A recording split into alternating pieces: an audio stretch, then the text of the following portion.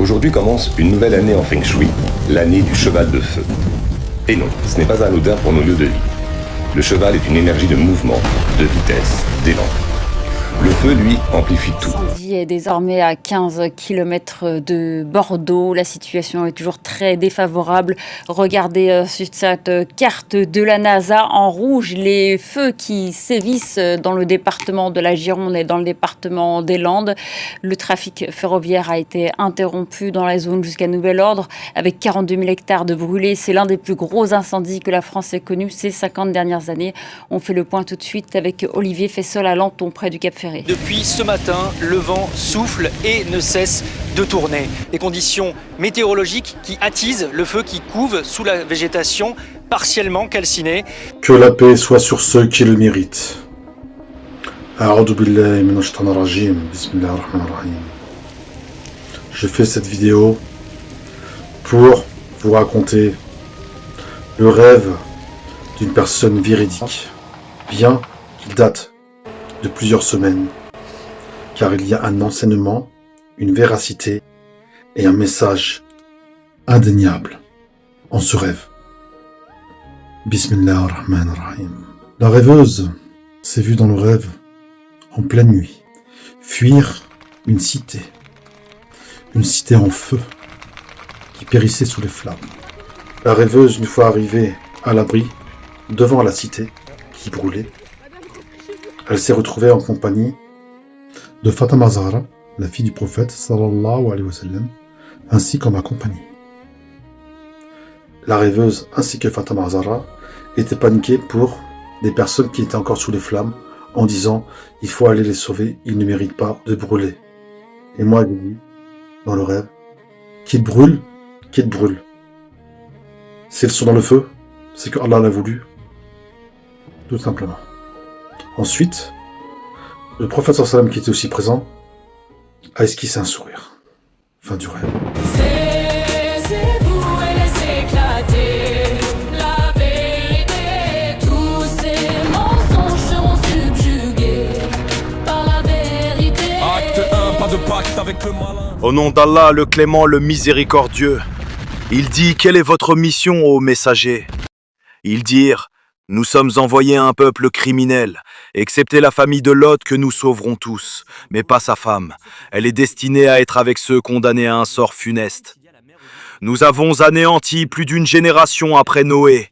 Ton Seigneur est le plus efficace dans le traitement des péchés de ses serviteurs. Il est pleinement connaissant, voyant.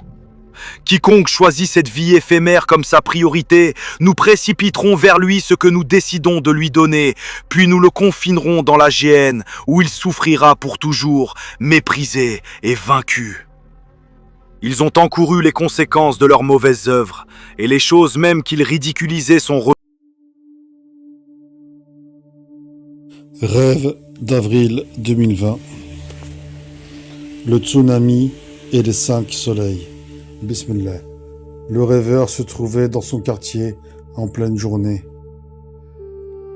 Soudainement, après un tsunami, l'océan submergea le quartier. Le rêveur fut submergé par la vague. Cependant, il eut le temps d'invoquer Allah pour le secourir.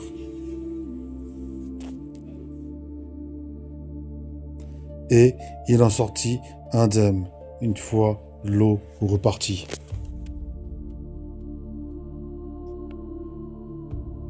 Puis, sachant que c'était la fin de l'après-midi, il vit le soleil à l'est, au lieu de l'ouest, rouge, comme s'il était furieux et en colère.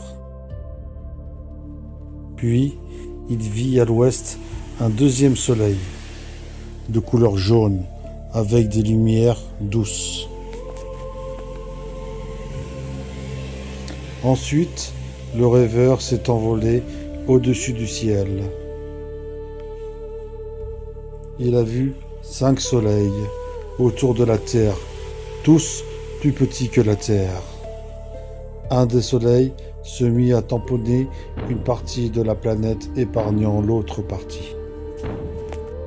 Ce qui arriva du temps de Noé arrivera de même à l'avènement du Fils de l'homme.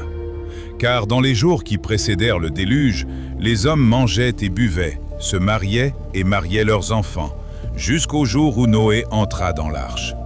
Et ils ne se doutèrent de rien, jusqu'à ce que le déluge vînt et les emporta tous. Il en sera de même à l'avènement du Fils de l'homme.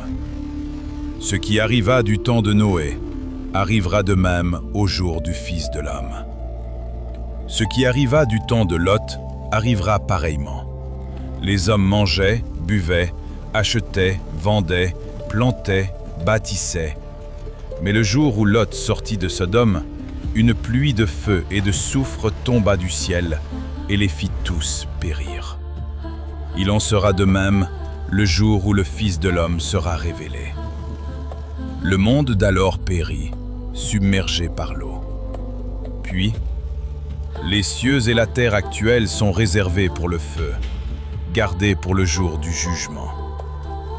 Les cieux passeront avec fracas, les éléments embrasés se dissoudront, et la terre avec les œuvres qu'elle renferme sera consumée.